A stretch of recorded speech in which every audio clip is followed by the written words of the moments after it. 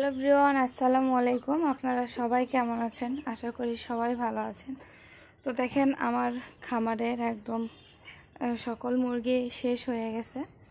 তো তারপরে এইগুলাতে তো আমার অবস্থা দেখেনি ভিডিওতে। এই যে দেখেন, একদম এত পরিষ্কার যে মনে হচ্ছে নতুন মাত্র করা। তো আসলে অনেকেই আছেন খামারের মুরগি শেষ হওয়ার পরে মানে শুধু কোনো রকমে ধুয়ে দেন। সবাই জানেন চুনের পানি দিয়ে খামার পরিষ্কার করা। তো আসলে শুধু চুনের পানি দিয়েই খামার পরিষ্কার করা না, খামার পরিষ্কারের সব থেকে যেটা ভালো কাজ করে সেটা বেসিং পাউডার প্লাস আপনার পটাশ। এই দুইটা দিয়ে দিলে দেখা যায় একদম খামারের ভিতরের যে মাটিগুলো থাকে, ময়লাগুলো থাকে, সব একদম উঠে যায়।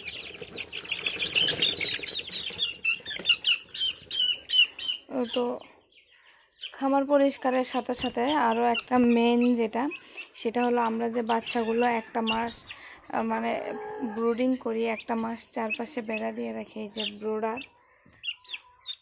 তো আমি এই যে এইগুলো প্লেন শিট যেটা চারপাশে দিয়ে আমরা বাউন্ডারি দেই ব্রুডিংয়ে, তো সেইগুলোও পরিষ্কার করতে হয়। সেইগুলোকেও আমি হুইল, বেসিং পাউডার সব কিছু দিয়ে সুন্দরভাবে পরিষ্কার করে আমার এই ঘরগুলো রেডি করে রাখছি।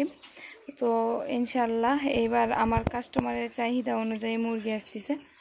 সবাই আমার কাছে ফার্মি মুরগিও চায়, টাইগার মুরগিও চায়, কিন্তু আমি টাইগার মুরগিটা দিতে পারি না, কারণ আমি টাইগার মুরগিটা তুলতাম না।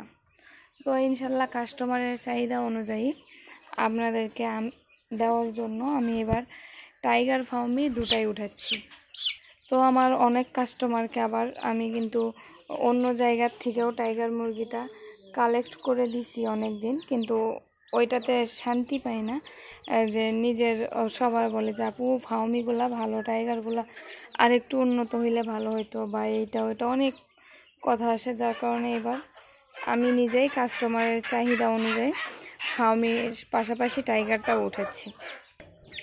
তো ইনশাল্লাহ আশা রাখি যে এই ঈদ পর থেকে আপনাদেরকে টাইগার ফার্মে দুটোই দিতে পারবো। আর সবাই আমার জন্য দোয়া করবেন যেন আমি সফল হতে পারি, আপনাদেরকে ভালো কিছু দিতে পারি।